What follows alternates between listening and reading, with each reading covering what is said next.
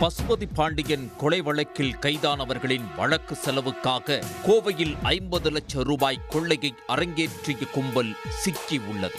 பாதி விலைக்கு தங்கம் வாங்கித் தருவதாக கூறி பணத்தை சுருட்டியது எப்படி?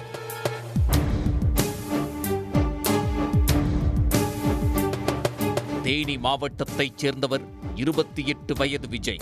இவரது உறவினர் 33 வயது பாண்டீஸ்வரன். இருவரும் பழைய தங்க நகைகளை பாலிஷ் செய்யும் வேலை செய்து வருகின்றனர். விஜய் மற்றும் பாண்டீஸ்வரன் இருவரும் கஞ்சா வழக்கில் கடந்த 2020ஆம் ஆண்டு கைதாகி தேனி கிளைச்சிறையில் இருந்தனர். அப்போது மதுரை மாவட்டத்தைச் சேர்ந்த 32 வயது தர்மா மற்றும் செல்லூரைச் சேர்ந்த 26 வயது பிரபு ஆகியோர் அறிமுகம் கிடைத்துள்ளது. பின்னர் சிறையிலிருந்து வெளிவந்த பிறகும் தொடர்பில் இருந்துள்ளனர்.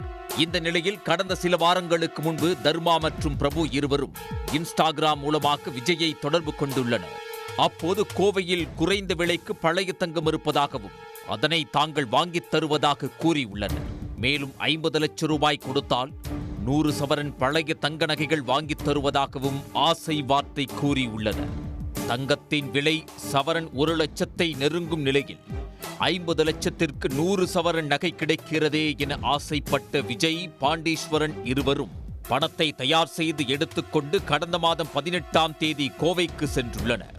கோவை தொண்டாமுத்தூரில் உள்ள தனியார் விடுதியில் தங்கியிருந்த நிலையில் மறுநாள் கோவை சிறுவாணி சாலை மாதம்பட்டி அருகே தர்மா மற்றும் பிரபு இருவரும் விஜயை மட்டும் பணத்துடன் அழைத்துச் சென்றுள்ளனர்.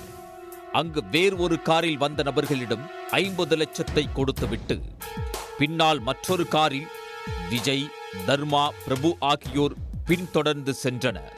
திடீரென காரை நிறுத்த சொல்லிய பிரபு மற்றும் தர்மா ஆகியோர் விஜயை காரில் விட்டுவிட்டு அங்கிருந்து தப்பிச் சென்றனர்.